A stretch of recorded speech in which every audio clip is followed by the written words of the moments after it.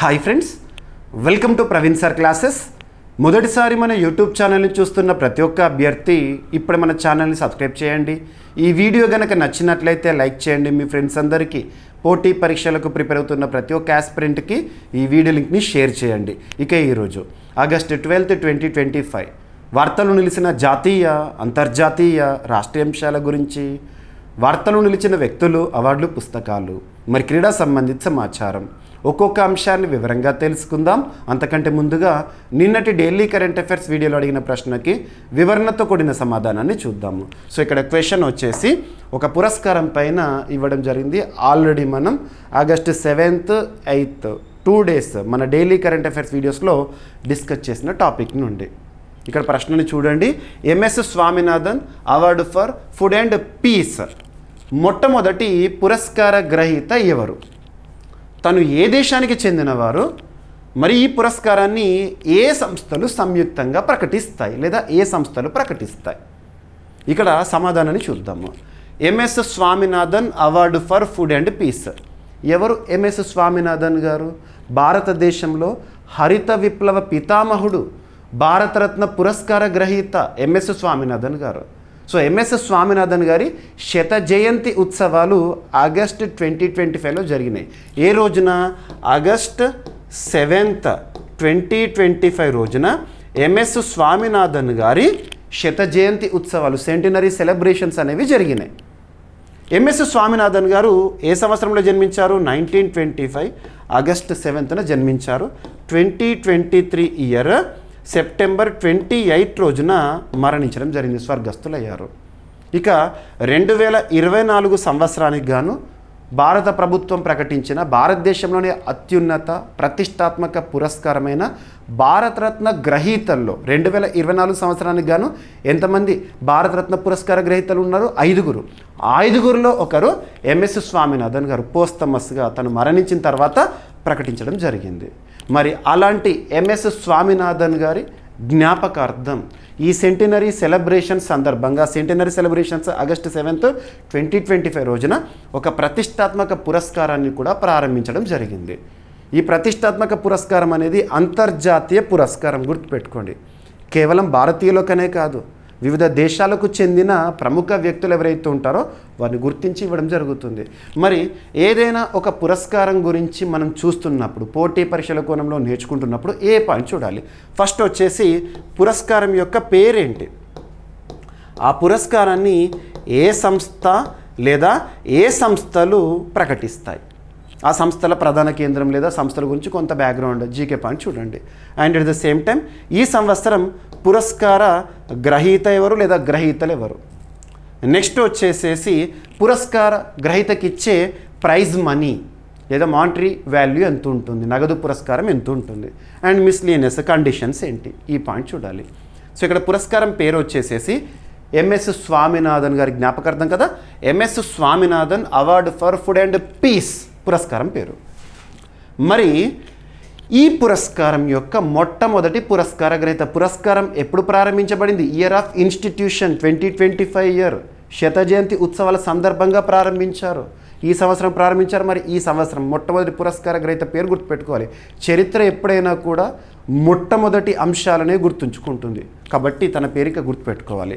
ఏంటంటే అడమోలా అడెన్లే, అడమోలా అడెన్లే అనే ఒక వ్యక్తి ఈ సంవత్సరానికి గాను పురస్కార గ్రహీత. తను ఏ దేశానికి చెందినవాడంటే నైజీరియా దేశానికి చెందిన వ్యక్తి. నైజీరియా ఆఫ్రికన్ కాంటినెంట్లోని ఒక దేశము. మరి ఈ పురస్కారాన్ని ఇక మీదట ప్రతి ఏటా కూడా ఎవరు ప్రకటిస్తారు అంటే 2 సంస్థలు, గుర్తుపెట్టుకోండి. The world academy of sciences, the world academy of sciences ఈ సంస్థ 1983 ఇయర్లో స్థాపించబడింది. ట్రయస్ట్ ఇటలీ కేంద్రంగా పనిచేస్తుంది.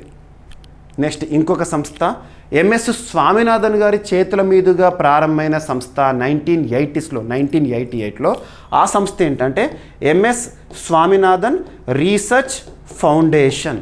సో 2 సంస్థలు, the world academy of sciences and MS Swaminathan research foundation వారు సంయుక్తంగా పురస్కార గ్రహీతను ఎంపిక చేస్తారు, పురస్కారాన్ని ప్రకటిస్తారు. ఓకేనా. మరి ఏ రంగంలో విశేష కృషి చేసిన వ్యక్తుల కంటే ప్రపంచవ్యాప్తంగా ముఖ్యంగా ఆహార రంగానికి సంబంధించి ఆహార భద్రత విషయంలో కానివ్వండి, శాంతికి సంబంధించి కానివ్వండి, ఎనలేని కృషి చేసిన వ్యక్తులను గుర్తించడం జరుగుతుంది. క్లియర్. మరి పురస్కారానికి సంబంధించి ఒక కండిషన్ గుర్తుంచుకోండి. పురస్కార గ్రహీత వయసు అనేది 50 సంవత్సరాల లోపు ఉండాలి. 50 సంవత్సరాల లోపే ఉండాలి. And at the same time పురస్కార గ్రహీతకి ఇచ్చే నగదు ఎంత అంటే $25,000 గుర్తుంచుకోండి. ఇటీవల భారత ప్రధాని నరేంద్ర మోదీ గారి చేతుల మీదుగా ఆగస్టు 7వ తేదీన అడమోలా అడెన్లే నైజీరియా సైంటిస్ట్ ఈ పురస్కారాన్ని స్వీకరించడం జరిగింది. సో పురస్కారానికి సంబంధించి ఈ ప్రైజ్ ఏదైతే ఉంటుందో అది కూడా చూడండి. ఓకేనా, సరిపోతుంది. ఈ విధంగా చదవాలి ఏ పురస్కారం గురించి అయినా. అండ్ పోటీ పరీక్షల కోణంలో అది ఏ పోటీ పరీక్ష అయినా, ఏ స్థాయి పోటీ పరీక్ష అయినా ప్రిపేర్ అవుతున్న అభ్యర్థులు తప్పనిసరిగా చదవాల్సిన ముఖ్యమైన అంశాల్లో అవార్డ్స్ అండ్ హానర్స్ అనేది చాలా ఇంపార్టెన్స్ ఉన్న టాపిక్. ఈవెన్ మీకు యూపీఎస్సీ ఎగ్జామినేషన్లో కూడా అవార్డ్స్ అనే సెగ్మెంట్ నుండి క్వశ్చన్స్ వస్తున్నాయి. అంతర్జాతీయ స్థాయిలో ప్రతిష్టాత్మక పురస్కారంగా భావించే నోబెల్ పురస్కారం ఇక అక్టోబర్లో వార్తల్లోకి వస్తుంది. అండ్ వివిధ రంగాల వారీగా ప్రపంచవ్యాప్తంగా అత్యున్నత పురస్కారాలు ఏవైతే ఉంటాయో, ఉదాహరణకు తీసుకుంటే ప్రిట్జ్కర్ పురస్కారం కానివ్వండి, అబెల్ పురస్కారం కానివ్వండి, మార్కోని ప్రైజ్ కానివ్వండి, ఇటువంటివి. And at that same time Asia నోబెల్గా ప్రతి ఏటా కూడా వార్తలు నిలిచి ఏ రోజు వార్తల్లోకి వస్తుంది? ఆగస్టు 31. ఇప్పుడు ఆగస్టు 31 రోజున రామన్ మెగసెసే పురస్కారం వార్తల్లోకి వస్తుంది. చాలా ఇంపార్టెంట్. ఇక మన భారతదేశానికి సంబంధించి భారతరత్న పురస్కారానికి సంబంధించి కానివ్వండి, ఇక ప్రతి ఏడాది కూడా గణతంత్ర దినోత్సవ వేడుకల సందర్భంగా ప్రకటించే ఒక పురస్కారం పద్మ అవార్డ్స్.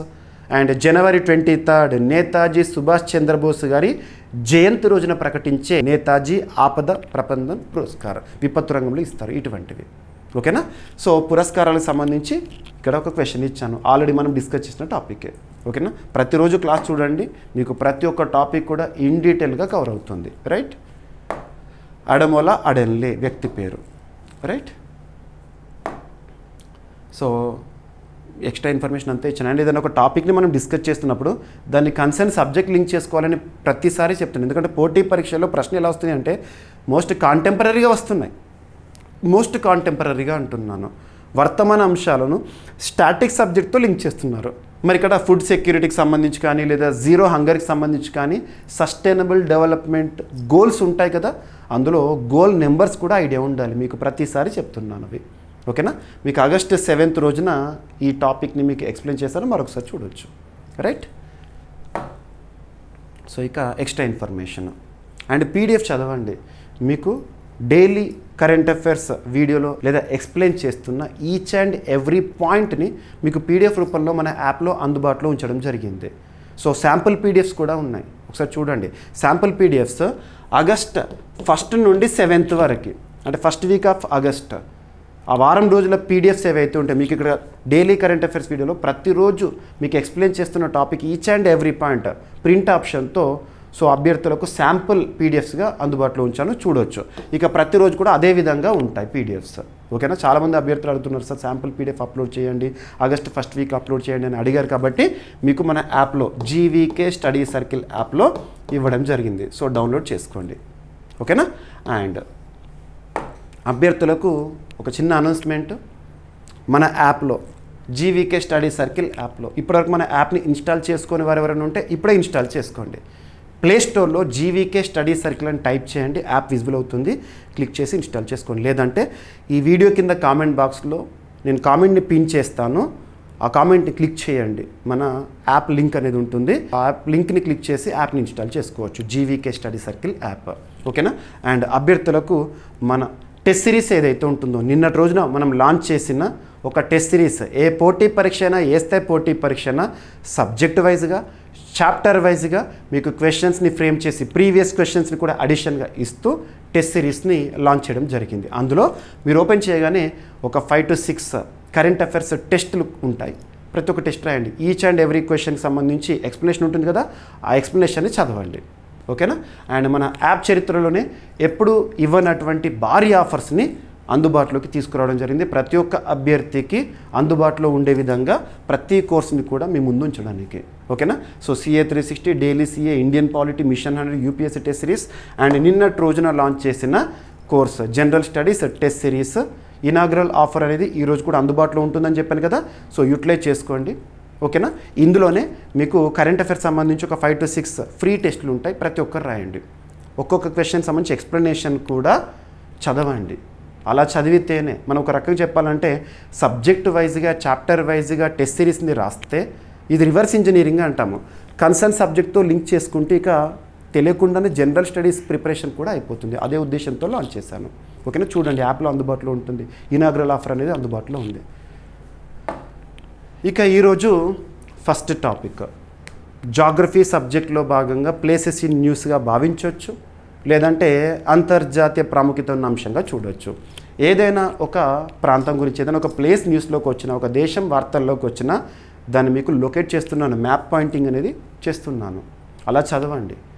ఇక్కడ ఒక స్ట్రేట్ అంటే జలసంధి, స్ట్రేట్ అంటే జలసంధి అంటాం తెలుగులో. ఒక స్ట్రేట్ వార్తల్లోకి వచ్చింది. ఎందుకు వార్తల్లోకి వచ్చింది? కంటెక్స్ట్ ఏంటంటే టర్కీ లేదా తుర్కియే దేశం అంటాం. తుర్కియే ప్రభుత్వం ఆ స్ట్రేట్ని తాత్కాలికంగా మూసివేసింది. తాత్కాలికంగా మూసివేతతో వార్తల్లోకి వచ్చిన డార్డనల్స్ జలసంధి లేదా స్ట్రేట్ ఆఫ్ డార్డనల్స్ లేదా డార్డనల్స్ స్ట్రేట్ ఏ సముద్రాన్ని ఏ సముద్రంతో కనెక్ట్ చేస్తుంది అంటారు. ఏ సముద్రాన్ని ఏ సముద్రంతో కనెక్ట్ చేస్తుంది అంటే సీ ఆఫ్ మర్మరాని ఏజియన్సీతో కనెక్ట్ చేసేదే డార్డనెల్స్ స్ట్రేట్. గుర్తుంచుకోండి, స్ట్రేట్ జలసంధి అంటే రెండు నీటి భాగాలను కలిపే ప్రాంతంగా చెప్పవచ్చు. దీన్ని తాత్కాలికంగా నిలిపివేశారు, ఆపేశారు, క్లోజ్ చేశారు. ఎవరు? తుర్కియే. ఎందుకు అంటే అక్కడ స్థానికంగా సంభవించిన కొన్ని ఫారెస్ట్ ఫైర్స్ని దృష్టిలో ఉంచుకొని విపత్తు సంభవించింది కాబట్టి. ఓకేనా? And at the same time ఇక్కడ కొంత కంటెంట్ని అడిషన్ చేసుకుందాము. బ్లాక్ సీ 2022 ఫిబ్రవరి 24వ తేదీ నుండి రెగ్యులర్గా వార్తల్లోకి వస్తున్న రెండు అంశాలు ఏంటంటే ఒకటి బ్లాక్ సీ, ఒకటి నాటో. ఎందుకంటే ప్రస్తుతం రష్యా యుక్రెయిన్ సంక్షోభ పరిస్థితులకు ప్రధాన కారణాలు రెండు. అందులో ఒకటి బ్లాక్ సీ. మరి బ్లాక్ సీకి సంబంధించి ఆనుకొని ఉండే దేశాలు ఎన్ని అంటాడు? 6 దేశాలు ఆనుకొని ఉంటాయి. Ukraine, Russia, Georgia, Türkiye, Bulgaria, Romania. గుర్తుపెట్టుకోండి, 6 దేశాలు. ఏ దేశం ఎటువైపున ఉంటుందో కూడా చూడండి. అటువంటి బ్లాక్ సీని సీ ఆఫ్ మర్మరాతో లింక్ చేసేది ఏంటి అని అడుగుతారు. అది బాస్పరస్ స్ట్రేట్. బాస్పరస్ జలసంధి. గుర్తుంచుకోండి, ఒక జలసంధి వార్తల్లోకి వచ్చింది కాబట్టి ఆ సీ ఆఫ్ మర్మరా వార్తల్లోకి వచ్చింది కాబట్టి, ఒక సముద్ర ప్రాంతం వార్తల్లోకి వచ్చింది కాబట్టి ఆ సీ ఆఫ్ మర్మరా ఓపెనింగ్ కూడా ఇక్కడ చెప్తున్నాను. బాస్పరస్ నల్ల సముద్రాన్ని మర్మరా సముద్రాన్ని కలిపేది బాస్పరస్ జలసంధి. మరి మర్మరా సముద్రాన్ని ఏజియన్ సముద్రంతో కలిపేది డార్డనల్ స్ట్రేట్. ఈరోజు వార్తల్లోకి వచ్చింది ఇది వాణిజ్యానికి సంబంధించి సముద్ర ప్రాంతం నుండి వాణిజ్య పరిస్థితులకు ఇది అత్యంత అనుకూలమైన ప్రాంతము. ఈరోజు విపత్తు పరిస్థితుల కారణంగా దీన్ని క్లోజ్ చేశారు. అలా వార్తల్లోకి వచ్చింది. ఇక మర్మరా అనేది తరచు వార్తల్లోకి వస్తుంది. లాస్ట్ మెరైన్ మ్యూసిలేజ్ అని చెప్పేసి లాస్ట్ 2 years బ్యాక్ వార్తల్లోకి వచ్చింది. సముద్ర కాలుష్యంతో వార్తల్లోకి వచ్చింది. అలా ఎక్కడ ఉంటుంది ఇటువంటివి చూడండి. రైట్? సో చూడండి, టర్కీలోని ఒక ప్రావిన్స్ వద్ద కార్ చిచ్చు కారణంగా, సో చాణక్యాల ప్రావిన్స్ వద్ద ఫారెస్ట్ ఫైర్స్ కారణంగా డార్డనెల్స్ జలసంధిని మూసివేసింది తుర్కియే ప్రభుత్వము. Turkiye Islamic country. Recep Tayyip Erdogan ఆ దేశాధ్యక్షుడిగా విధులు నిర్వర్తిస్తున్నారు. లాస్ట్ ఇయర్ మనం వాళ్ళకు భూకంప పరిస్థితుల్లో ఉన్నందుకు సాయం అందించాము. ఆపరేషన్ దోస్త్ అని చెప్పేసేసి రీసెంట్గా ఆపరేషన్ సింధూర్ సమయంలో భారత్ పాకిస్తాన్ యుద్ధ పరిస్థితుల్లో వాళ్ళు మనతో ఉంటారు అనుకుంటే పాకిస్తాన్తో ఉన్నారు. వాళ్ళేమో ఆపరేషన్ డ్రోన్ అనుకున్నారేమో. లింక్ చేసుకోండి. రైట్? గుర్తుపెట్టుకోండి. ఇక టర్కీ రాజధాని లేదా తుర్కియా రాజధాని వచ్చేసి అంకారా. తుర్కియా కరెన్సీ వచ్చేసి టర్కిష్ లిరా. రైట్? సరిపోతుంది. డార్డనెల్స్ జలసంధి, బాస్పరస్ జలసంధి టర్కీ యొక్క ముఖ్యమైన జలధారులు. ఇక్కడ డార్డనెల్స్ జలసంధి ఏమో సీ ఆఫ్ మర్మరాని ఏజియన్ సీతో కనెక్ట్ చేస్తుంది. సీ ఆఫ్ మర్మరాని బ్లాక్ సీతో కనెక్ట్ చేసేదేమో బాస్పరస్ జలసంధి. గుర్తుపెట్టుకోండి, వెరీ వెరీ ఇంపార్టెంట్, ఎగ్జామ్లో అడుగుతారు. ఓకేనా? రైట్, సరిపోతుంది. ఓకేనా? డార్డనెల్స్ని హెలస్పోంటస్ అని కూడా పిలుస్తారంట. రైట్? ఎనఫ్. ఇదంతా కూడా మీకు ఎక్స్ప్లెయిన్ చేసిన ఇందాక. ఇక టర్కీ వాస్తవానికి 2 ఖండాల మధ్య ఉంటుంది. యూరేషియా అని కూడా చెప్పచ్చు. ఈ జలసంధి ద్వారా రష్యా నుండి మధ్యధరా సముద్రం వరకు నౌకాశ్రయ ప్రయాణం అనేది జరుగుతూ ఉంటుంది. రైట్. ఇక 1936 మోంట్రూ ఒప్పందం ప్రకారం ఈ జలసంధి అంతర్జాతీయ నౌకాశ్రయ మార్గంగా ఉంది. ఏ జలసంధి? డార్డనెల్స్. ఇది అంతర్జాతీయ మార్గంగా ఉంది, కానీ విపత్తు సంభవించింది కాబట్టి టర్కీ అక్కడ పరిస్థితులను చూసి ఆపేశారు. అలా వార్తల్లోకి వచ్చింది. ఇక నెక్స్ట్ ఇంకొకటి జాగ్రఫికల్గా మీకు చూపిస్తూ చెప్తాను. India Middle East Europe economic corridor మరొకసారి వార్తల్లోకి వచ్చింది. దీని గురించి మొదటిసారి మనం ఎప్పుడు విన్నాం గుర్తు తెచ్చుకోండి. 2023 సెప్టెంబర్లో విన్నాము. సెప్టెంబర్ 9th సబ్జెక్ట్ కండిషన్ ఆ రోజున మనం అబ్జర్వ్ చేసాము. భారత్ అధ్యక్షతన, భారత ఆతిథ్యంలో, భారత ఆధ్వర్యంలో G20 శిఖరాగ్ర సదస్సు జరిగింది కదా. ఆ G20 శిఖరాగ్ర సదస్సులో దీని గురించి మనం ప్రకటన చేశాము. India Middle East Europe economic corridor. ఓకేనా. సో ఇక్కడ అబ్జర్వ్ చేస్తే భారతదేశాన్ని మిడిల్ ఈస్ట్ గుండా యూరప్ కాంటినెంట్ వరకు కనెక్ట్ చేసే ఒక మార్గం. ఈ మార్గంలో 3 ఉంటాయి. సముద్ర మార్గం ఉంటుంది, రైల్వే మార్గం ఉంటుంది, at the same time roadway కూడా ఉంటుంది. ఓకేనా, గుర్తుపెట్టుకోండి. ఇక India Middle East Europe economic corridor ఏ ప్రాంతాన్ని కనెక్ట్ చేస్తుంది అంటే భారతదేశం నుండి ఈ కారిడార్ అనేది ప్రారంభమవుతుంది. ఓకేనా. అరేబియన్ సీ నుండి యూఏఈ వరకు రీచ్ అవుతాము. అది sea route, Arabian sea route. ఆ తర్వాత యూఏఈ నుండి సౌదీ అరేబియా వరకు ఇది రైలు మార్గము. సౌదీ అరేబియా నుండి జోర్డాన్ వరకు అది కూడా రైలు మార్గము. ఆ తర్వాత ఇజ్రాయెల్ హైఫా పోర్ట్ అక్కడి వరకు వచ్చేసిన తర్వాత అక్కడ పోర్ట్ అనేది ప్రారంభమవుతుంది. అక్కడ నుండి యూరప్కి కనెక్ట్ చేసేస్తుంది. ఓకేనా. సో ఈ India Middle East Europe economic కారిడార్లో 2 భాగాలుగా మనం అర్థం చేసుకోవచ్చు. ఒకటి వచ్చేసి ఈస్టర్న్ లెగ్, ఒకటి వచ్చేసి western leg. Eastern western leg. Eastern అంటే భారతదేశం నుండి ప్రారంభమైంది, వెస్టర్న్ లెగ్ అంటే ఈ ఎండ్ అయ్యే ప్రాంతము. ఇక ఈస్టర్న్ లెగ్ లేదా తూర్పు భాగం వచ్చేసి భారత పశ్చిమ తీర ఓడరేవుల నుండి యూఏఈ వరకు, యునైటెడ్ అరబ్ ఎమిరేట్స్ వరకు సముద్ర మార్గం ద్వారా వాణిజ్య లింక్ ఇది. ఇది ట్రేడ్ రూట్ ఇది. ఓకేనా, సముద్ర మార్గము. ఇక యూఏఈ నుండి సౌదీ అరేబియా నుండి జోర్డాన్ వరకు రైల్వే మార్గము. ఇక జోర్డాన్ నుండి హైఫా ఇజ్రాయెల్ వరకు ఇది ఓడరేవుని కనెక్ట్ చేస్తుంది. ఇక వెస్టర్న్ లెగ్ వచ్చేసి హైఫా అంటే ఎక్కడ నుండి? ఇజ్రాయెల్ నుండి. హైఫా గ్రీస్ ఇటలీ సముద్ర మార్గము, అండ్ గ్రీస్ ఇటలీ నుండి యూరప్లోకి రైల్ నెట్వర్క్ ద్వారా ప్రవేశించడము. ఇలా మనం చూస్తున్నాము. మరి ఎందుకు ఇది ఇప్పుడు చెప్తున్నా? కంటెక్స్ట్ చెప్పాలి కదా. ఫస్ట్ సబ్జెక్ట్ ఎక్స్ప్లెయిన్ చేశాను ఇదేంటి అని. ఎందుకు చెప్తున్నానంటే ప్రస్తుతం ఇజ్రాయెల్ గాజా లేదా ఇజ్రాయెల్ హమాస్ లేదా ఇజ్రాయెల్ పాలస్తీనా సంక్షోభ పరిస్థితులు చూస్తున్నాం కదా. ఈ సంక్షోభ పరిస్థితిలో ఈ ట్రేడ్ రూట్ అనేది, దీని యొక్క నిర్వహణ అనేది కొంత డిలే అవుతుంది, జాప్యం అవుతుంది అని చెప్పేసి భారత్ ఇందులో పార్టీస్ ఉంటాయి కదా, అంటే ఈ భాగస్వామ్య దేశాలు ఏవైతే ఉంటాయో వాటితో ఒక సమావేశాన్ని నిర్వహించడం జరిగింది. అలా వార్తల్లోకి వచ్చింది. ఓకేనా. సో చూడండి. సో భారత్ చర్య ఎందుకు వార్తల్లోకి వచ్చిందంటే India Middle East Europe economic corridor పురోగతిపై చర్చించడానికి భాగస్వామ్య దేశాల రాయబారులతో భారత్ సమావేశాన్ని నిర్వహించింది. వాణిజ్యం, ఇంధనం, డీజిల్ కనెక్టివిటీ కోసం ఉద్దేశించబడింది ఇది. ఓకేనా. 2023 సెప్టెంబర్లో G20 శిఖరాగ్ర సమావేశం సందర్భంగా ఈ ట్రేడ్ రూట్ గురించి మనం మాట్లాడాము. ఓకేనా.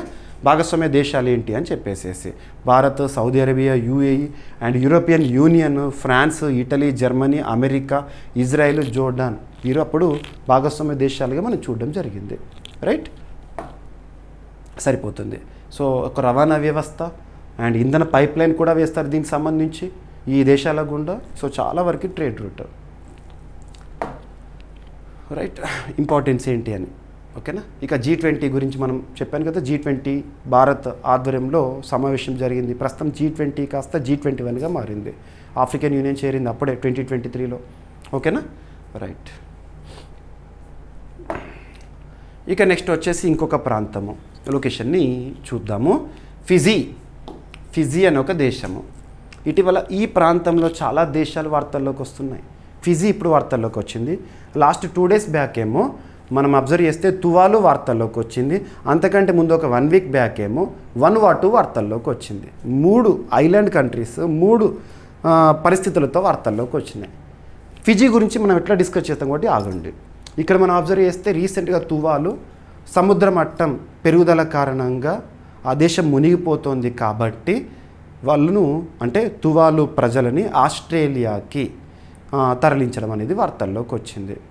ఓకేనా, అదొకటి. అండ్ నెక్స్ట్ వచ్చేసి వన్వాటు గురించి డిస్కస్ చేసాం. వన్వాటు గురించి ఏం డిస్కస్ చేసాము? ఇంటర్నేషనల్ కోర్ట్ ఆఫ్ జస్టిస్లో కేసు వేశారు. కొన్ని దేశాలు, అభివృద్ధి చెందిన దేశాలు చేస్తున్న తప్పిదం కారణంగా మేము అనుభవిస్తున్నాం, మా దేశాలు నీళ్ళలో మునిగిపోతున్న ఐలాండ్ కంట్రీస్ అని చెప్పేసి అప్పుడు సస్టైనబుల్ ఎన్వైర్న్మెంట్ గురించి అంతర్జాతీయ న్యాయస్థానం ఇచ్చిన తీర్పు గురించి డిస్కస్ చేశాను లాస్ట్ వీక్లో. ఇప్పుడు ఫిజీ ఏంటంటే భారత్ ఫిజీ సంబంధాల్లో భాగంగా వార్తల్లోకి వచ్చింది. ఫిజీకి భారత్ 5 టన్నుల కౌపీ బ్లాక్ ఐడ్ కౌపీ సీడ్స్ని పంపడం జరిగింది. కౌపీ సీడ్స్ ఇటీవల 5 టన్నుల కౌపీ సీడ్స్ని భారత్ ఏ దేశాన్ని పంపించింది? ఫిజీ ఎక్కడుంది? పసిఫిక్ మహాసముద్ర ప్రాంతంలోని ఒక దీవి దేశం, ఐలాండ్ కంట్రీ. భారతదేశం ఫిజీ ప్రభుత్వానికి 5 టన్నుల కౌపీ విత్తనాలను అందించింది. ఈ విత్తనాలు ఫిజీలో ఫుడ్ సెక్యూరిటీని మెరుగుపరచడంలో సహాయపడతాయి. ఇది భారతదేశం యొక్క యాక్ట్ ఈస్ట్ విధానంలో భాగంగా భారతదేశం అందించిన తొలి విత్తనాల సాయం అంట. ఫిజీ ఒక దేశం వార్తలోకి వచ్చిందంటే దేశాన్ని చూపిస్తున్నాను, దాని రాజధాని ఏంటి, కరెన్సీ ఏంటో కూడా మీకు చెప్తున్నాను.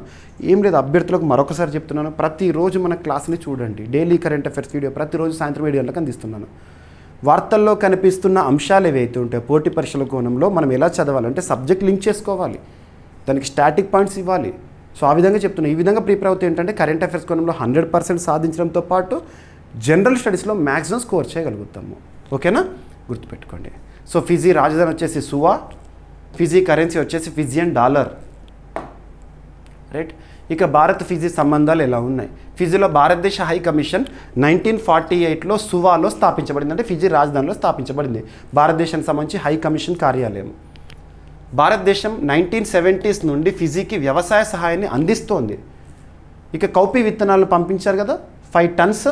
అసలు కౌపీ విత్తనాలు ఏంటి?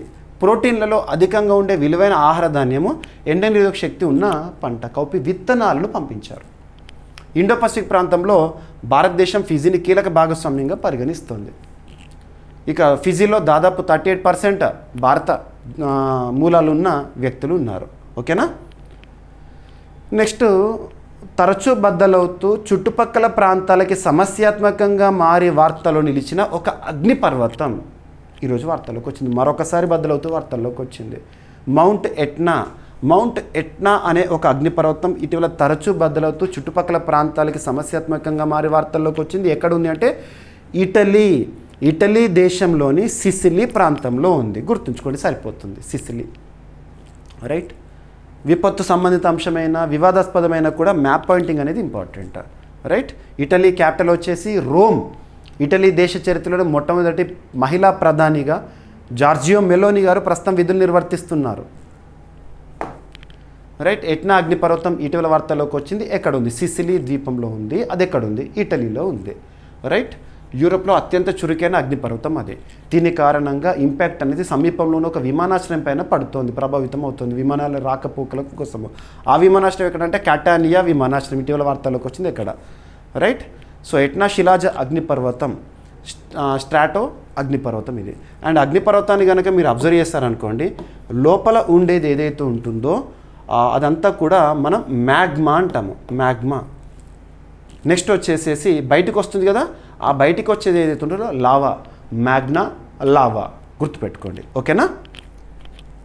ఇక ఇటలీ రాజధాని రోమ్, ఇటలీ కరెన్సీ యూరోజోన్లోని దేశము. ఇంకొక అగ్నిపర్వతం వార్తల్లోకి వచ్చింది. జపాన్లోని ఒక యాక్టివ్ వాల్కనో యాక్టివ్తో వార్తల్లోకి వచ్చింది, క్రియాశీలకంగా వార్తల్లోకి వచ్చింది. ఆ అగ్నిపర్వతం పేరేంటంటే షిన్మో ఎడకే. ఇటీవల బద్దలవుతూ వార్తల్లోకి వచ్చిన షిన్మో ఎడకే అగ్నిపర్వతం ఎక్కడ ఉంది? జపాన్లో ఉంది. గుర్తుపెట్టుకోండి, సరిపోతుంది, పేరు గుర్తుపెట్టుకోండి. ఏదైనా ప్రాంతం వార్తలోకి వచ్చిందంటే ఏ ఖండము, ఏ దేశంలో, అవి సరిపోతాయి. ఓకేనా. అండ్ ముఖ్యంగా పసిఫిక్ రింగ్ ఆఫ్ ఫైర్ అనే ఒక ప్రాంతం తరచూ వార్తల్లోకి వస్తుంది. ఇటలీకి సంబంధం లేదనుకోండి. పసిఫిక్ రింగ్ ఆఫ్ ఫైర్ ఎక్కువగా విపత్తులకు అడ్డా అని చెప్పొచ్చు. సునామీలు కానివ్వండి, ఎర్త్ క్వేక్స్ కానివ్వండి, వాల్కనో ఎరప్షన్స్ కానివ్వండి, అక్కడ ఎక్కువగా కనబడతాయి. ఇండోనేషియా తరచు మనం చూస్తున్నాము చాలా అగ్నిపర్వతాలు.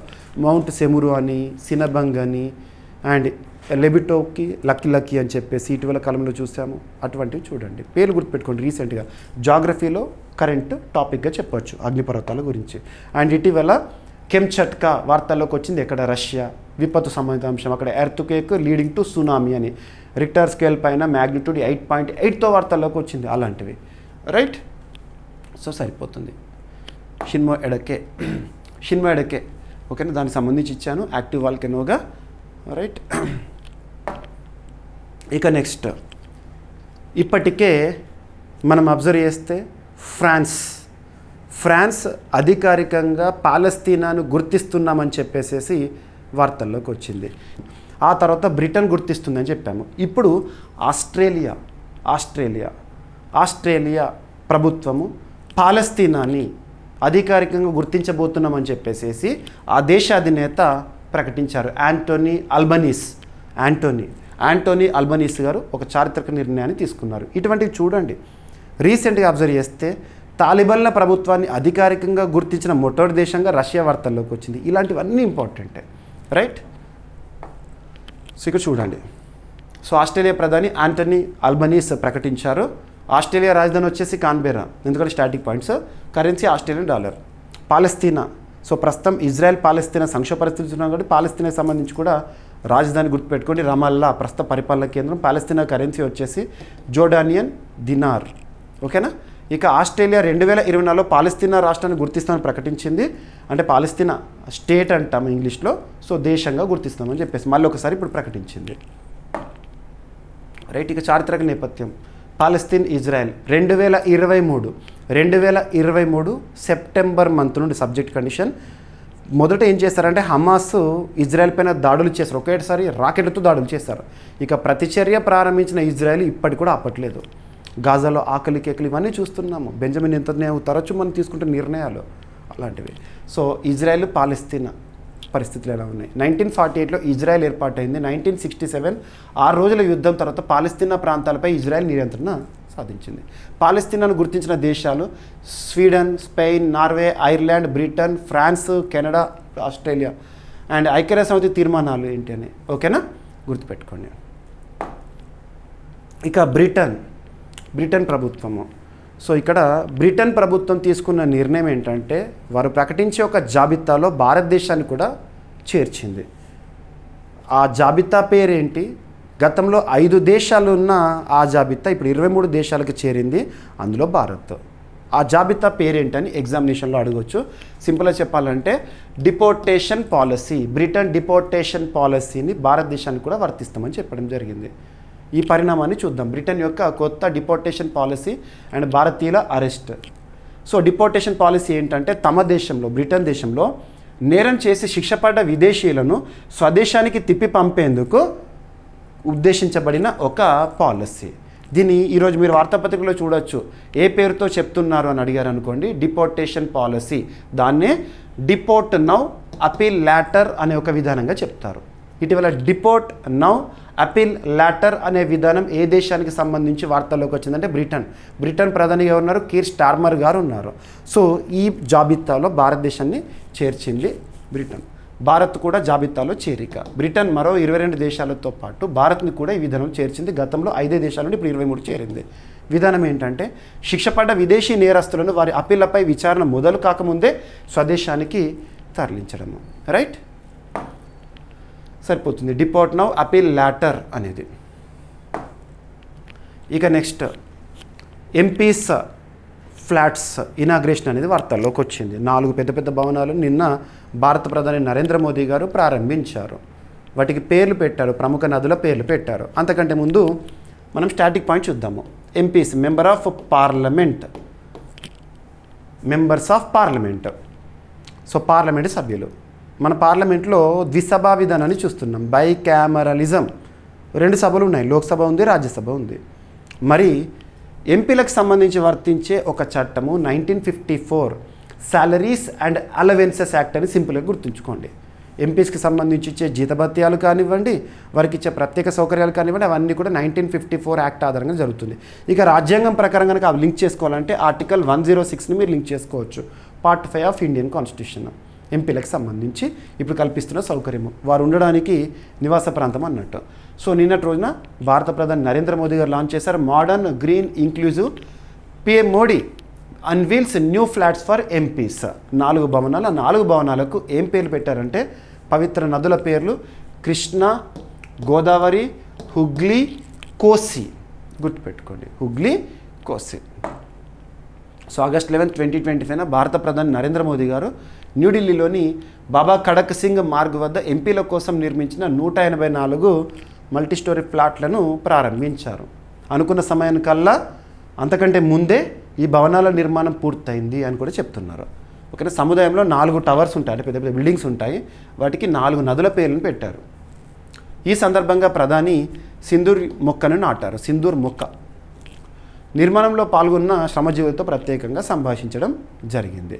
ఈ ప్రాజెక్ట్, ఈ ఫ్లాట్స్ అనేవి నిర్దిష్ట కాలానికంటే ముందే పూర్తి చేయడం ద్వారా సుమారు 46 కోట్ల రూపాయలు ఆదాయని అని లోక్సభ కార్యాలయం తెలిపింది. ఓకేనా, రైట్. ఇక 4 నదుల పేర్లు వార్తల్లోకి వచ్చిన కూడా మీకు జాగ్రఫీలో ఇంపార్టెంట్ కదా. ఏదైనా ఒక అంశం వార్తల్లోకి వచ్చిందని దానికి సంబంధించి మ్యాక్సిమం ఇచ్చే ప్రయత్నం చేస్తున్నాను. అందుకే వీడియో టైం డ్యూరేషన్ అనేది పెరుగుతుంది. సో మీకు టైం డ్యూరేషన్ని చూడకండి, ఇచ్చే కంటెంట్ని చూడండి. వార్తలు నిలిచిన అంశాన్నే చెప్పాలనుకుంటే ఒక్కొక్క టాపిక్ 2 నిమిషాలే చెప్పుకోవచ్చు. కానీ మీకు నేను దాన్ని సబ్జెక్ట్ లింక్ చేస్తూ చెప్తున్నాను కాబట్టి మీకు మ్యాక్సిమం డెప్త్గా ఇస్తున్నాను. సో కృష్ణా నది మొత్తం దూరం వచ్చేసి సుమారు 1290 కిలోమీటర్లు ప్రవహిస్తుంది. పశ్చిమ మహారాష్ట్రలో పుట్టి మహారాష్ట్ర, కర్ణాటక, తెలంగాణ, ఆంధ్రప్రదేశ్ గుండా బంగాళాఖాతంలోకి వెళ్తుంది. గోదావరి నది నాసిక్ వద్ద జన్మిస్తుంది. దేశంలోని అతిపెద్ద పెనిన్సులార్ నదులలో ద్వీపకల్ప ఒకటి. 1465 కిలోమీటర్ల ప్రవాహం ప్రధానంగా మహారాష్ట్ర, తెలంగాణ, ఆంధ్రప్రదేశ్ గుండా ప్రవహిస్తుంది. తూర్పు గుండా అంటే బంగాళాఖాతంలో కలుస్తుంది. హుగ్లీ గంగా నది ఉపనదిగా చెప్పొచ్చు. ఓకేనా. భారతదేశంలో ఏకైక నది ఆధారిత పోర్ట్ హుగ్లీ పోర్ట్ అని మనం చూస్తాం కోల్కతా ఏరియాలో. గంగా డెల్టా పశ్చిమ వైపు ప్రధాన శాఖ నది కోల్కతాకి సముద్ర దారిగా ఉంటుంది. ఇక కోసి నది, నేపాల్, భారత్ గుండా ప్రవహించే గంగకు ఉపనది. తరచూ వరదలతో సార్ ఆఫ్ బీహార్గా పిలుస్తాము. సార్ ఆఫ్ బీహార్ కోసి, గుర్తుపెట్టుకోండి.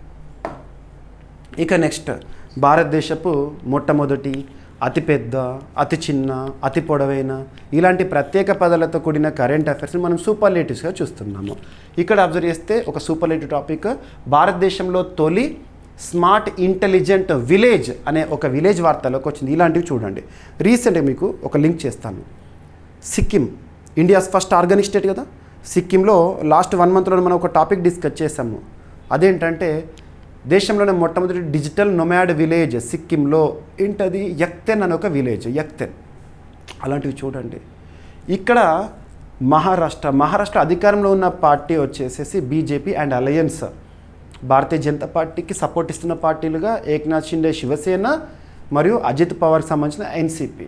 మహారాష్ట్రలో 288 అసెంబ్లీ స్థానాలు ఉన్నాయి. ఎందుకంటే రీసెంట్గా ఎలక్షన్స్ జరిగిన స్టేట్స్లో అసెంబ్లీ స్థానాలు, ఎంపీ స్థానాలు చూడాలి. మహారాష్ట్రలో ప్రస్తుతం దేవేంద్ర ఫడ్నవీస్ గారు ముఖ్యమంత్రిగా ఉన్నారు.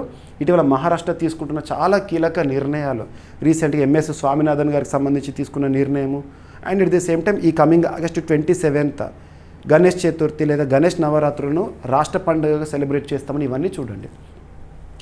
ఇక ఇక్కడ వార్తల్లో భారతదేశపు తొలి స్మార్ట్ ఇంటెలిజెంట్ గ్రామంగా ఏ విలేజ్ వార్తల్లోకి వచ్చిందంటే సాత్నావరి విలేజ్, సాత్నావరి ప్రాజెక్ట్ వార్తల్లోకి వచ్చింది. ఎక్కడ, మహారాష్ట్ర. ఎనఫ్. సో గ్రామీణ ప్రాంతంలో అన్నీ కూడా సాంకేతికత ఆధారంగా పనిచేయడము, డ్రోన్స్, వ్యవసాయ రంగంలో అలాగా. ఓకేనా. Drone farming, smart irrigation, mobile banking and digitised schools, 24/7 surveillance network స్కూల్స్లో అక్కడ ఉండే గ్రామంలో ఇవన్నీ.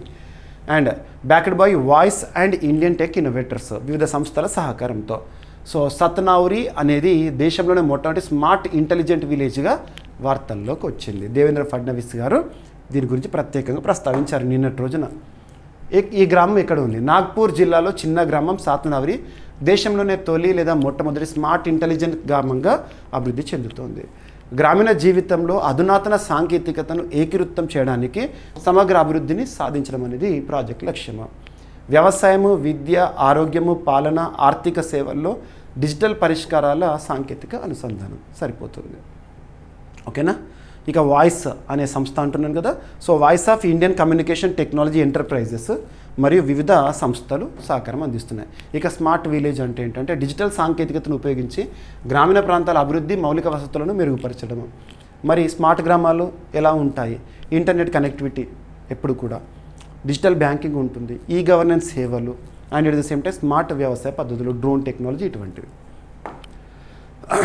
ఓకేనా. ఇక గ్రామాలను అభివృద్ధి చేయడానికి భారత ప్రభుత్వం ఇప్పటికే అమలు చేస్తున్న చాలా అంశాలు, ఉదాహరణకు తీసుకుంటే గ్రామ్ సడక్ యోజన అంటే గ్రామాలను కనెక్టివిటీ పెంచడం కోసము. ఓకేనా. ఇతర రాష్ట్రాల్లో విలేజెస్ని అభివృద్ధి చేయడానికి ఏ ప్రాజెక్ట్స్ అమల్లో ఉన్నాయి? గుజరాత్లో స్మార్ట్ విలేజ్కి సంబంధించి ప్రోత్సాహం, అండ్ కర్ణాటకలో డిజిటల్ గ్రామాల అభివృద్ధి కార్యక్రమం, కేరళలో ఐటీ ఎనేబుల్డ్ విలేజెస్ అని చెప్పేసేసి, రైట్. సో నడుస్తున్న కాలానికి అనుగుణంగా మనం కూడా పరిగెత్తాలి. ఓకేనా. సో మహారాష్ట్రలో దిశ అభియాన్ అనే ఒక అంశం వార్తల్లోకి వచ్చింది. మహారాష్ట్రలో దిశ అభియాన్, ఇది ప్రత్యేకంగా దివ్యాంగులకు సంబంధించి, వికలాంగులు అనకండి, దివ్యాంగులు అనండి. దివ్యాంగులకు సంబంధించి కొంత సబ్జెక్ట్ లింక్ చేసుకుందాం మనం. దేశంలోని అత్యున్నత చట్టమైన రాజ్యాంగంలో 4వ భాగంలో ఆర్టికల్ 41ని లింక్ చేసుకోవచ్చు. దివ్యాంగులు, వృద్ధుల సంక్షేమం అనేది రాజ్యం యొక్క బాధ్యత. ఇక దివ్యాంగులకు సంబంధించి పథకాలు కానివ్వండి, పాలసీస్ కానీ వస్తున్నాయంటే ఏ మంత్రిత్వ శాఖ నుండి వస్తుంది? కేంద్రంలో అంటే ministry of social justice and empowerment. గుర్తుంచుకోండి. దివ్యాంగుల కోసం అమలవుతున్న చట్టాలను కనుక మనం అబ్జర్వ్ చేసారనుకోండి, persons with disability, equal opportunities, protection of rights, full participation act, దివ్యాంగులు, సమాన అవకాశాలు, హక్కుల పరిరక్షణ, సంపూర్ణ భాగస్వామ్య చట్టం 1995 అనే చట్టం గురించి చూసినప్పుడు కన్సర్న్ ఇయర్ అనేది ఇంపార్టెంట్. దీని స్థానంలో నూతనంగా 2016 ఇయర్లో దివ్యాంగుల హక్కుల రక్షణ చట్టం అనేది రావడం జరిగింది. సో ఇక్కడ మహారాష్ట్రలో Disha Abhiyan, Maharashtra rolls out its first uniform curriculum for students with intellectual disabilities. So మేధో సామర్థ్య విషయాలు లేదా మేధో దివ్యాంగులు ఎవరైతే ఉంటారో వాళ్ళ కోసం ఉద్దేశించబడిన ఒక ప్రత్యేక అంశము. సో మహారాష్ట్రలో దిశ అభియాన్ మేధో దివ్యాంగ విద్యార్థుల కోసం ఏకరీతి విద్యా కార్యక్రమాన్ని ప్రారంభించడం జరిగింది. ఎగ్జామ్లో అడుగుతారు. ఇటీవల దిశ అభియాన్ ఎక్కువగా దివ్యాంగులకు సంబంధించి లేదా మేధో దివ్యాంగుల కోసం ఉద్దేశించబడిన ప్రాజెక్ట్ ఏ రాష్ట్రం అంటారు? సరిపోతుంది, రైట్. విద్యార్థుల్లో శాస్త్రీయ దృక్పథం పెంపొందించడం అనేది లక్ష్యంగా పెట్టుకుంటున్నారు, రైట్. ఇక భారతదేశంలో దివ్యాంగుల హక్కుల చట్టం 2016 ప్రకారం ప్రతి దివ్యాంగ విద్యార్థికి ఉచిత తప్పనిసరి విద్యా హక్కు ఉన్నది.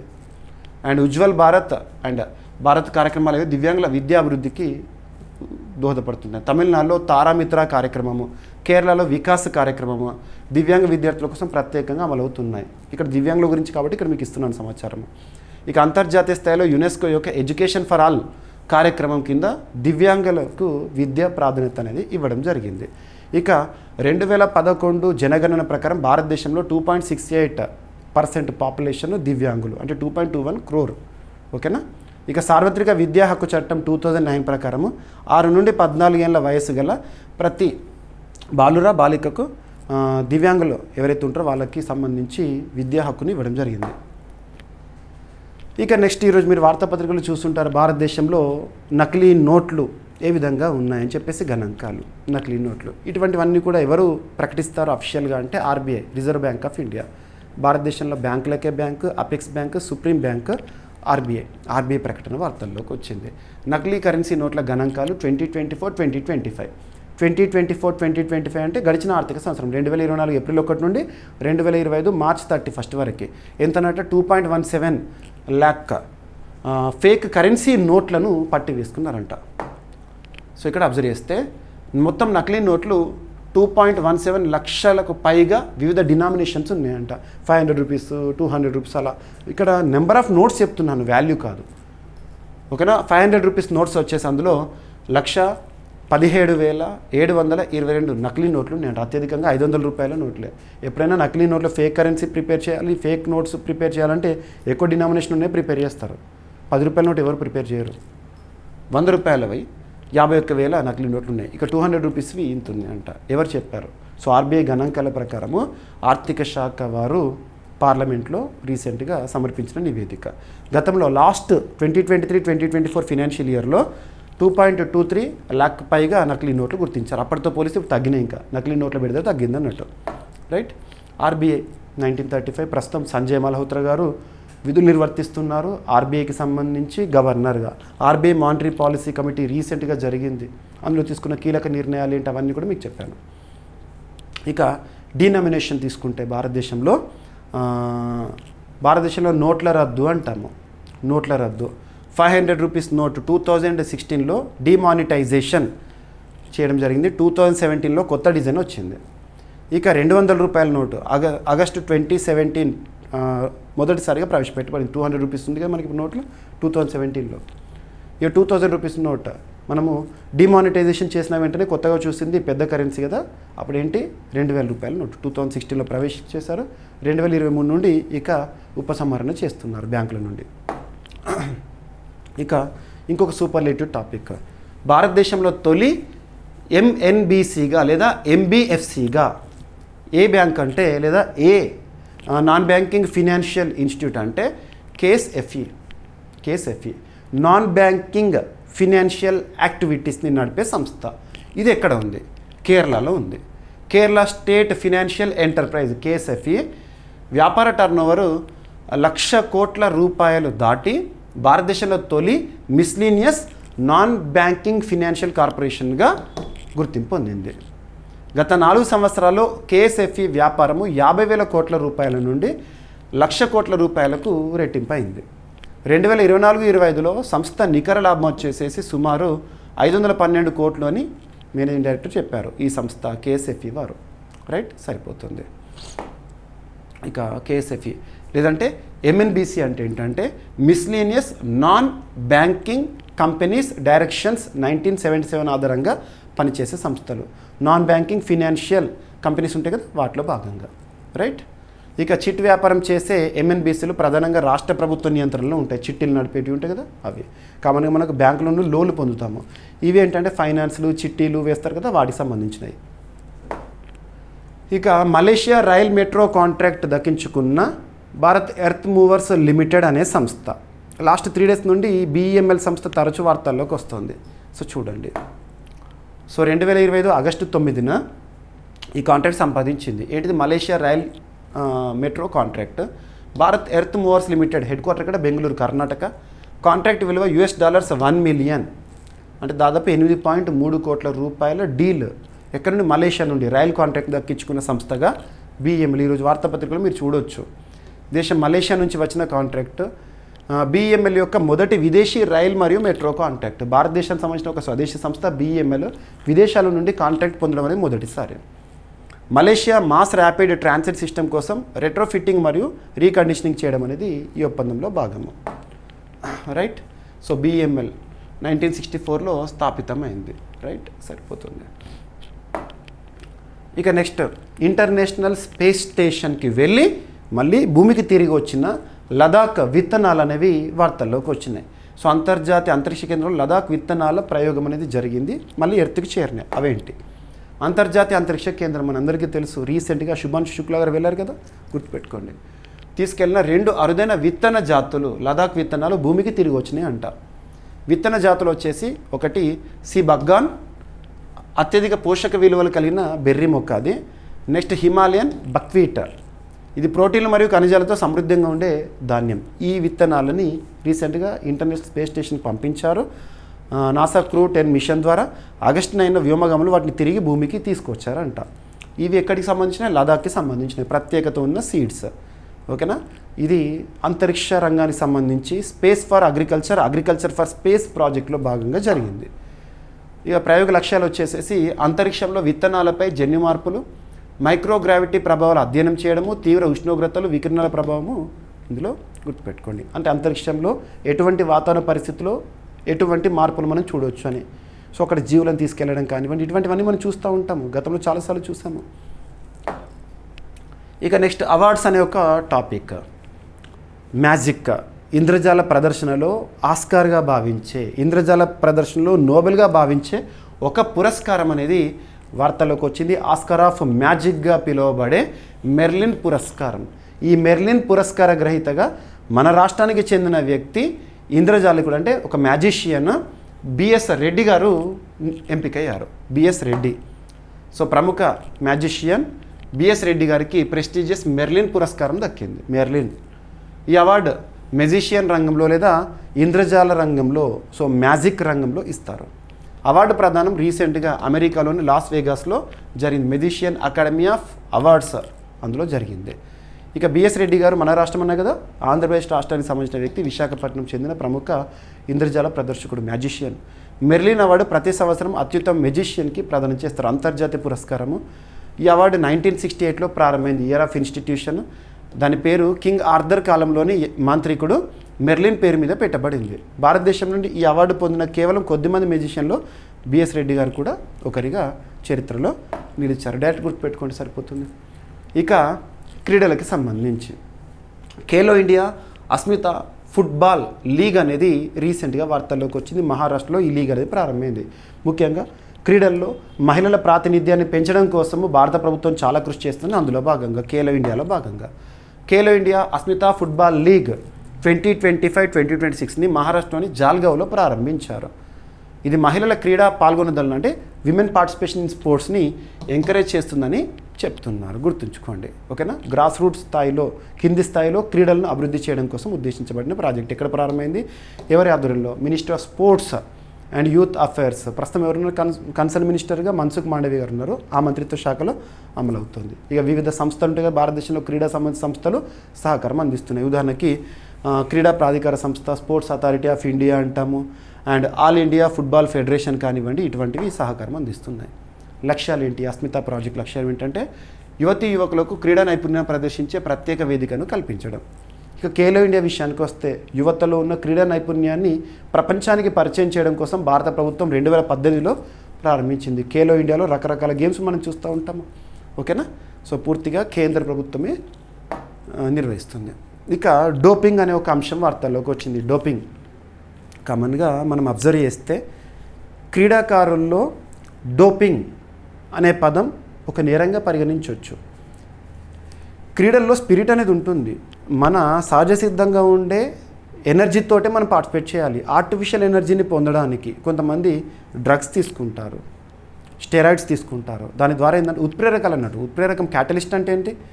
మన శక్తిని మరింత పెంచుతాయి అన్నట్టు. అలా డోపింగ్ టెస్ట్లో పడ్డ క్రీడాకారులు ఉంటారు కదా, వాళ్ళ గురించి మనం పేపర్లో వింటూ ఉంటాము, చూస్తూ ఉంటాము. సో డోపింగ్ కారణంగా పలానా క్రీడాకారుడి పైన నిషేధము, జీవితకాల నిషేధం, ఇటువంటివి. అలా భారతదేశానికి సంబంధించిన ఒక క్రీడాకారుడు, జాతీయ స్థాయిలో గుర్తింపు పొందిన క్రీడాకారుడు డోపింగ్ కేసులో దొరికాడు. సో తను నేరాన్ని ఒప్పుకున్నాడు కాబట్టి తన శిక్ష కాలము 4 years నుండి 3 years తగ్గించారు concern body. So Gagandeep Singh ఇటీవల డోపింగ్లో బయటపడ్డాడు. ఏ క్రీడతో సంబంధం ఉన్న వ్యక్తి అంటారు. ఓకేనా. డిస్కస్ త్రో జాతీయ స్థాయిలో ఛాంపియన్షిప్లో కూడా తనకంటూ ప్రత్యేక గుర్తింపు. డోపింగ్ పాల్పడినందుకు 3 సంవత్సరాల నిషేధానికి గురయ్యాడు. నేషనల్ యాంటీ డోపింగ్ ఏజెన్సీ కీలక నిర్ణయం తీసుకుంది, గుర్తుపెట్టుకోండి. ఓకేనా. టెస్టోస్టిరాన్ మెరుగుదల కోసం నిషేధిత ఉత్ప్రేరకాలు వాడిండడుతున్నాం, డ్రగ్స్ లేదా స్టీరాయిడ్స్ వాడాడు అంటారు. ఓకేనా. రైట్. సో వాడా అంటే ప్రపంచ స్థాయిలో డోపింగ్ని అడ్డుకుంటుంది. భారతదేశంలో అయితే NADA, national anti doping agency. Right. ఇక ఈరోజు ప్రశ్న ప్రతి ఒక్కరు సమాధానం ఇవ్వండి. మహానది జల వివాదం ఇటీవల మళ్ళీ వార్తల్లోకి వచ్చింది. ఆల్రెడీ మనం డిస్కస్ చేసాం లాస్ట్ వీక్లోనే. ఈ వివాదం ఏ రాష్ట్రాలకు సంబంధించింది మరియు మీకు తెలిసిన అంతర్రాష్ట్ర నదీ జలాల వివాదాల గురించి మనం డిస్కస్ చేసిన టాపిక్ నుండి మీకు ఎన్ని గుర్తుంటే అన్ని కామెంట్ బాక్స్లో తెలియజేయండి. మీకు ఆ రోజు ఒక టేబుల్ చూపించి ఎక్స్ప్లెయిన్ చేశాను ఏ రాష్ట్రాలకు సంబంధించి ఏ నది వివాదం అని. ఓకేనా. ఇక ప్రతి ఒక్కరు మాత్రం సమాధానం ఇవ్వండి ఖచ్చితంగా. ఈరోజు టాపిక్స్ నీకు క్విక్ రివిజన్ చేస్తే, సో ప్రతి ఒక్క ఆస్పిరెంట్ మన యాప్ని ఫస్ట్ ఇన్స్టాల్ చేసుకోండి. అందులో కరెంట్ అఫైర్స్ సంబంధించి కొన్ని ఫ్రీ టెస్ట్లు ఉన్నాయి, అవి కూడా అటెంప్ట్ చేయండి. ఓకేనా. ఇక ఈరోజు ఫస్ట్ టాపిక్ డార్డెనెల్స్ జలసంధి మూసివేత అనే అంశం వార్తల్లోకి వచ్చింది. India Middle east Europe economic corridor. Next భారతదేశం ఫీజీకి 5 టన్నుల కాఫీ విత్తనాలను సాయంగా పంపించింది. అండ్ ఇటలీలోని సిసిలీ ద్వీపంలో ఒక అగ్నిపర్వతం బద్దలైంది, ఎట్నా అగ్నిపర్వతం. అండ్ ఇటీవల బద్దలవుతూ వార్తలోకి వచ్చిన జపాన్లోని షిన్మో ఎడకే వాల్కెనో. పాలస్తీనాను గుర్తించనున్న ఆస్ట్రేలియా అని చెప్పేసేసి. అండ్ బ్రిటన్ యొక్క కొత్త డిపార్టేషన్ పాలసీ భారతదేశం చేరిక. అండ్ ఎంపీల నూతన భవన సముదాయాన్ని ప్రారంభించారు భారత ప్రధాని నరేంద్ర మోదీ గారు. భారతదేశపు తొలి స్మార్ట్ ఇంటెలిజెంట్ గ్రామంగా ఇటీవల వార్తల్లోకి వచ్చిన సత్నావరి గ్రామం ఎక్కడుంది? మహారాష్ట్రలో. అండ్ మహారాష్ట్రలో దిశ అభియాన్ అనే ఒక అంశం వార్తల్లోకి వచ్చింది. అండ్ నకిలీ కరెన్సీ నోట్ల గణాంకాలు 2024-2025. అండ్ కేఎస్ఎఫ్ఈ భారతదేశంలో తొలి మిస్లీనియస్ ఎన్బిఎఫ్సిగా గుర్తింపు పొందింది, కేరళలో ఉంది. And BML Bharat earth movers లిమిటెడ్కి మలేషియా కాంట్రాక్ట్ అనేది రావడం జరిగింది, కాంట్రాక్ట్. అండ్ అంతర్జాతీయ అంతరిక్ష కేంద్రంలో లదాఖ్ విత్తనాల ప్రయోగం జరిగింది. ఆ 2 విత్తనాల రకం ఏంటో చూడండి. అండ్ ఇంద్రజాల ప్రదర్శకుడు బిఎస్ రెడ్డి గారికి మెర్లిన్ పురస్కారం అనేది దక్కింది. ఆస్కార్ ఆఫ్ అవార్డ్స్ ఎందుకు సంబంధించి, ముఖ్యంగా మ్యాజిషియన్స్కి ఇచ్చే పురస్కారము. అండ్ అస్మిత అనే ఒక లీగ్ ప్రారంభమైంది మహారాష్ట్రలో, ఖేలో ఇండియాలో భాగంగా. అండ్ గగన్దీప్ సింగ్ డోపింగ్ కేసులో బయటపడ్డాడు. సో తను ఏ క్రీడకు సంబంధించిన వ్యక్తి అంటే డిస్కస్ త్రోకి సంబంధించిన వ్యక్తి. అండ్ ఈరోజు ప్రశ్న, మహానది జల వివాదం ఇటీవల మళ్ళీ వార్తల్లోకి వచ్చింది. ఈ వివాదం ఏ రాష్ట్రాలకు సంబంధించింది? మీకు తెలిసిన అంతర్రాష్ట్ర నదీ జల వివాదాలను మనం డిస్కస్ చేసిన టాపిక్ నుండి గుర్తున్నవి రాయండి. ప్రతి ఒక్కరూ యాప్ని ఇన్స్టాల్ చేసుకోండి. యాప్ లింక్ని మన కామెంట్ బాక్స్లో పిన్ చేస్తాను. అండ్ అందులో నేను ఇస్తున్న ఫ్రీ కంటెంట్ని కూడా చూడండి. మీకు ఫ్రీ కంటెంట్ చూస్తే అర్థమవుతుంది ఎంత క్వాలిటీగా నేను ఇస్తున్నానని చెప్పేసి. ఓకేనా? ఇక ఏమైనా మిస్లీనియస్ టాపిక్స్ ఉన్నాయనుకోండి, నో నీడ్ టు వర్రీ. రేపటి క్లాస్లో జోడించి మళ్ళీ డిస్కస్ చేద్దాము. రేపు కలుద్దాం. Thank you.